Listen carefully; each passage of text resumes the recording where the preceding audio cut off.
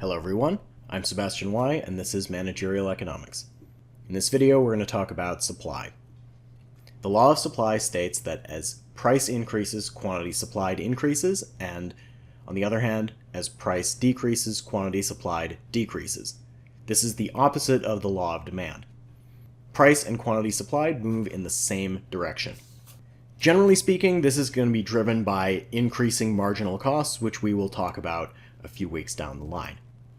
Just like demand, there are lots of different factors beyond the price that have an impact on supply. When we graph supply in this class, I'm going to be using a red curve for consistency. Due to the law of supply, they're going to be upward sloping. As price changes, we move along the curve from one point to another point as price increases or decreases.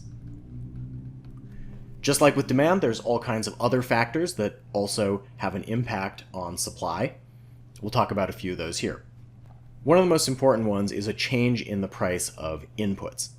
Going back to our beer example, inputs might include the ingredients to beer, including malt, hops, yeast, and the cans and bottles used to package the beer, but also the wages of the brewery staff, that's our price of labor, and the rental rate for the brewing equipment and facilities, which we call capital.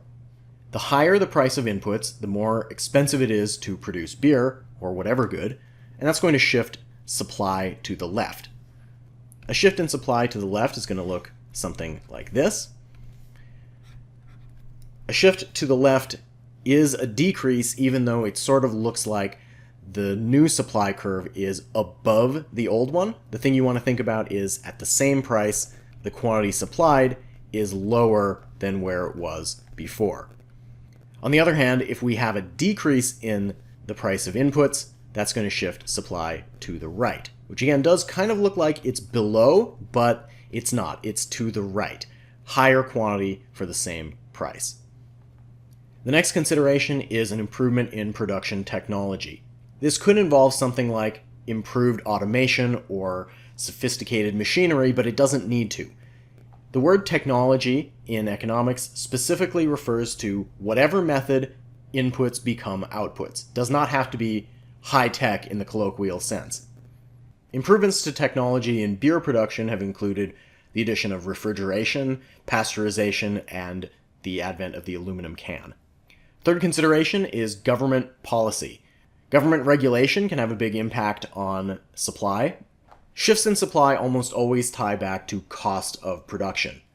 Cost of inputs did that, technology does that, and so does regulation. Stricter regulations usually make it more expensive to produce, shifting supply to the left, and looser regulations usually shift supply to the right. The last thing to think about, and we're going to come back to this concept later on, is the number of firms in the market. As more firms join the market, that shifts supply to the right, higher quantity for the same prices, and if firms leave the market, supply shifts to the left. As I said, we're going to return to this idea much later in the course and talk about the actual math behind it. Just like with demand, we can put everything we talked about into a supply function. We're going to continue thinking about beer, so B for beer, and we're going to put the price of beer, the price of malt, wages, and regulation into our function. Again, this could be a very complex function, but we are going to attach a linear functional form to this, meaning it's going to look something like this. Beta naught plus beta 1 PB plus beta 2 PM plus beta 3 W plus beta 4 R. Notice this looks very similar to how we wrote out our generic demand function, except I'm just using the Greek letter beta here instead of alpha. Doesn't really matter what you use, it's just standing in for the coefficients, which again are just numbers. Just like with demand, in practice you would probably use a regression to estimate these things, but for now I'm just going to give you some numbers. Just like with demand, these could be positive or negative numbers, just depends on the relationship that each of these variables has with the quantity supplied. Let's suppose that our supply function is 150 plus 20 PB minus 2 PM minus 5W minus 4R. Here you can see the law of supply in effect. We have a positive coefficient on the price. That makes sense. Malt is an ingredient for beer, so we have a negative coefficient there. Makes sense. Wages are the price of an input, that's labor. So again, that makes sense that it's negative. And for regulation, the stricter the regulation, the more expensive it is to produce, so we have a negative coefficient there as well. This is just an example. I just made this up. In reality, of course, there's probably hundreds or thousands of variables that go into the supply for beer. Just like with the demand function, it's impossible to graph this right now because it's 5-dimensional. We need 2 dimensions, quantity and the price of beer. I'm going to throw out some numbers for our 3 extra variables here. The price of malt is 75, wage is 40, and regulation is 100.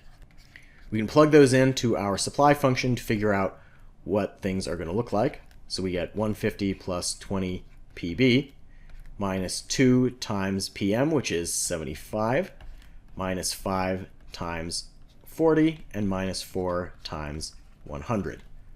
Collecting all these terms together, what we end up with is negative 600 plus 20 PB. Before we move on, I want to point out that if the price is lower than 30, this ends up being a negative number. And of course, quantity can't be negative. If we wanted to be really formal about this, we could state that once the price is below 30, then the quantity supplied just stays at 0. Let's draw a graph of this thing. Always label Q and P. Since this is an upward sloping line, there's really only going to be one intercept, but we should find out where that is. We've in fact just talked about it, but let me show this formally. How low does the price have to go to get the quantity down to 0? So we're going to put 0 on the left-hand side and then solve for PB. Add 600 to both sides. And then quickly remember that I made a mistake here, and we need to have a 20. Divide both sides by 20, and what we get is 30 for PB. What that tells us is that 30 is our price axis intercept, and it's going to be an upward sloping line, something like that. Label it with an S for supply. We can then plug in some values to get our quantity supplied. So let's say that PB is 40. Plugging that in, we get negative 600 plus 20 times 40. Looks like it's going to be 200. So I can mark that up on my graph. 40 is about here. And so then this is going to be 200. Last thing we're going to do with supply is think about the producer surplus. This works very similarly to consumer surplus.